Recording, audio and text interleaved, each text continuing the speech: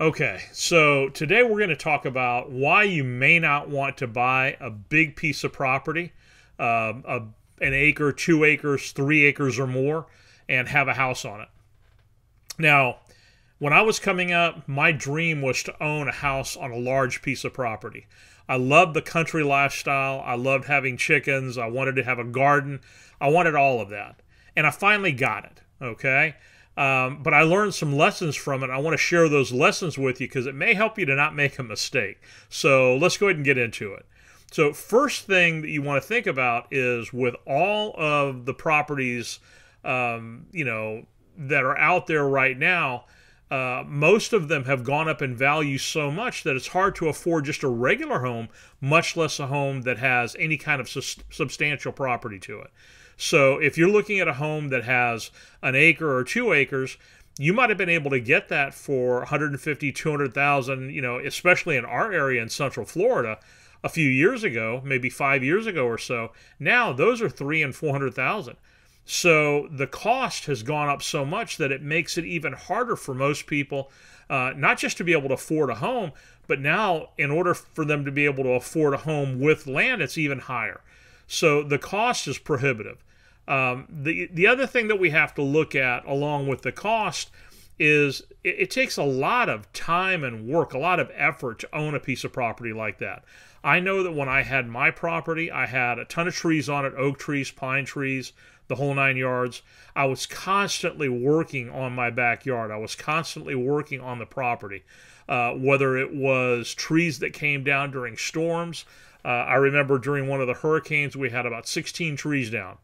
Now, bear in mind, my property, the way that my house looked like the back of my property looked almost like a national park. It was just nothing but trees, a canopy of trees. It was absolutely beautiful. The hurricanes came through there, 4 of them in 2004, all at the same time, and wiped out 16 trees. All of a sudden, I had huge oak trees down. I had some pines. I had branches everywhere. It was terrible. And I ran a chainsaw for the next 18 months trying to clear that property myself because people were wanting to charge me $5,000 and $10,000 to do the clearing for me. I didn't have that kind of money. So I'm going to be real honest with you. The amount of work that goes into owning a piece of property, it's not just when something, catastrophic like a hurricane happens. It's things like deadfall branches that hit your fence. Now you've got a chain link fence that has a huge bend in it, and you have to cut the fence. You have to relink it with some new fence. That's more expense, more money, more time. So the time and the effort that goes into owning a piece of property like that, it can be, it can be all consuming. And I'll give you another example of that. The same house across the street was a neighbor that had 2.5 acres. Now, my family, and my kids were very young then, my family, we would get up on Sunday morning to go to early service at like 9 o'clock in the morning. So we'd go at 9 o'clock in the morning, and they would be out there, and they would be mowing. Now, granted, they had one of those John Deere riding mowers that they got from Lowe's that does like a half a mile an hour.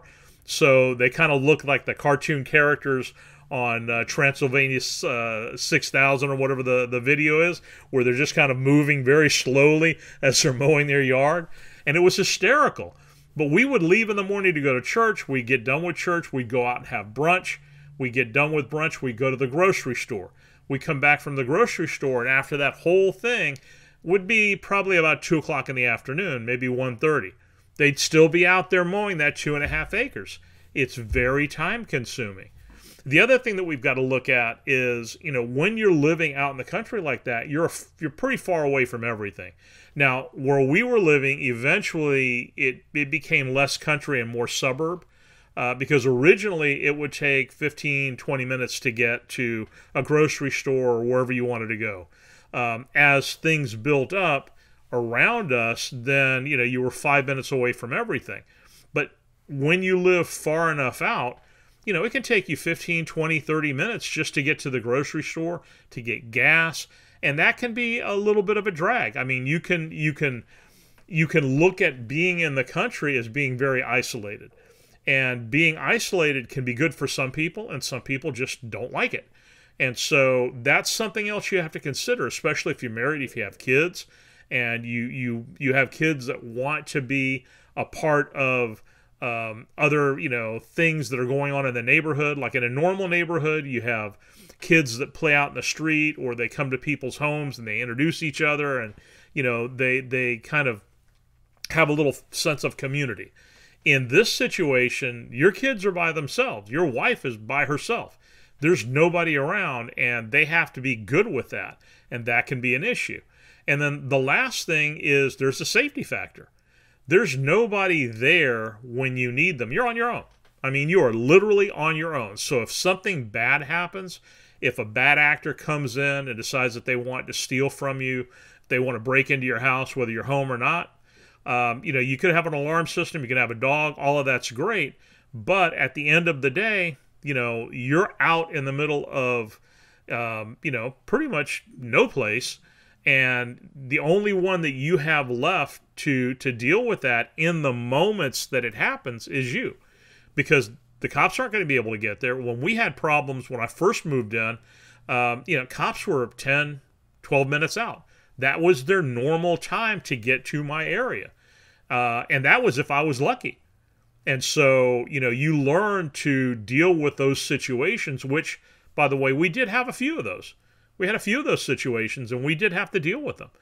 And so these are things that a lot of times people don't think about when it comes to buying that piece of land. Now, granted, there are a lot of good things about having a house on a nice big piece of property. It's not all terrible. I loved having chickens. I loved being able to get eggs in the morning, fresh. I loved having, tomatoes that I grew and basil and all this other stuff. I mean, I had herbs, I had tomatoes, I had all kinds of stuff. That was all fantastic, but there were drawbacks. And so I thought I'd make this little video to show you guys some of the things you may want to be aware of if you decide to buy or purchase a piece of property that has land. Now, if you're looking for a piece of property in Central Florida or the Tampa Bay area, please let me know. I've been doing this for like 10 years, and I grew up in Tampa. I live in Polk County. I've lived in Polk County for 30 years. Polk County has some really good opportunities for purchasing land or purchasing homes with land at a good price, better than you can find in the Tampa Bay market or in the Orlando market. Prices there have become quite inflated.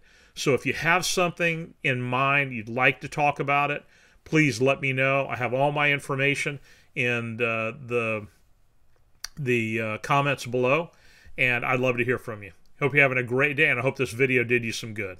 Bye-bye now.